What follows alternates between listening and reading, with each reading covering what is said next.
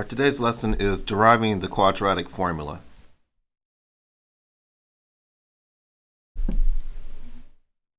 We can derive the quadratic formula by completing the square of the general expression ax squared plus bx plus c equals 0, where a does not equal 0 in this case.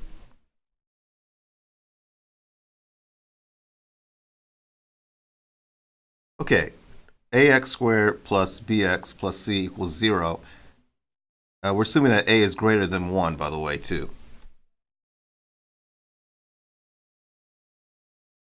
So we're going to do the same thing we did in the previous lesson with completing the square, but now we're doing it in general terms.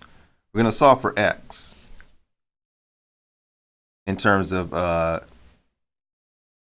the constant and the leading coefficients here. So the first step was to move the constant to the other side. So I have a plus c. I'm going to subtract c to both sides. So now I'm left with ax squared plus bx equals negative c. And now I can complete the square. But remember in the previous lesson, if I have a coefficient greater than 1, I have to divide everything by that leading coefficient. So in this case, I'm going to divide everything by a because I need to make the leading coefficient 1. I divide everything by a. So look, a divides into itself one time, so I get x squared. And then I have ba, x, and negative c over a.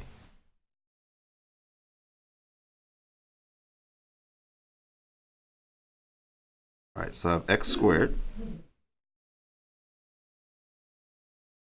plus b over a equals negative c over a. And now I can complete the square. So I take the linear coefficient, which is b over a, and I divide it by 2. Take b over a. Dividing by 2 is the same as multiplying by 1/2. So this gives me b over 2a. And the second step is to square the result. So I take b over 2a, and I'm going to square it. It gives me b squared over 4a squared. And this is the number I have to add to both sides of this equation in order to complete the square. It's b squared over 4a squared.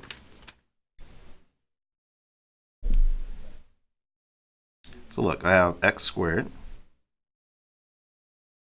plus b over a x. But now I'm going to add b squared over 4a squared. But I have to do the same thing to the other side. I add a negative c over a, but I add b squared over 4a squared. And then I just simplify. So look, I need to write this as a square. So I can write this as x plus b over 2a squared. And I need to simplify this. I need a common denominator of 4a squared. So I need to multiply the top and bottom here by 4a to get 4a squared. So I have negative c over a, but I'm going to multiply this by 4a. So I can get a common denominator of 4a squared.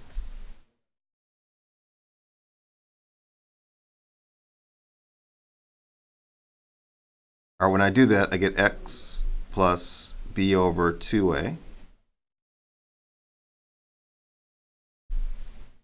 I get negative 4ac. And I get 4a squared. That's what I want. And now I can add it to b squared plus 4a squared.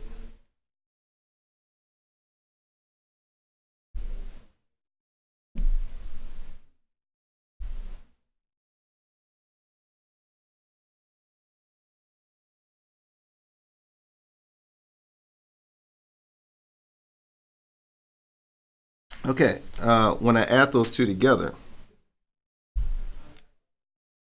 I'm going to get b squared minus 4ac. Put the numerator together, and this will just be all over 4a squared.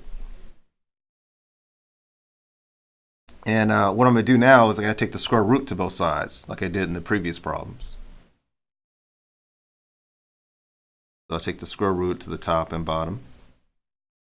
So this is going to be x plus b over 2a. And this I leave in the square root because this is one term. This is b squared minus 4ac.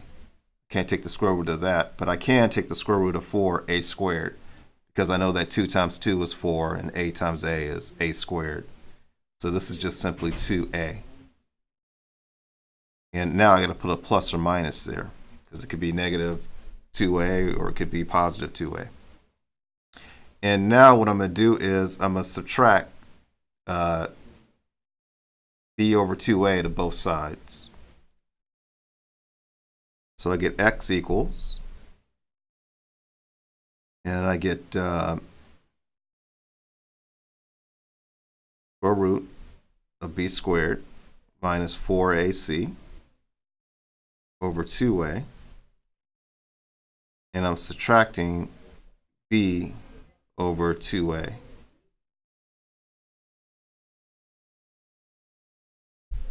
All right, since they're like denominators, I can combine them together. So what I wind up getting, remember b is negative because I had the subtraction sign there. Plus or minus is because the square root could be positive or negative. And I have b squared minus 4ac over 2a because the common denominator was 2a. And this is the quadratic formula.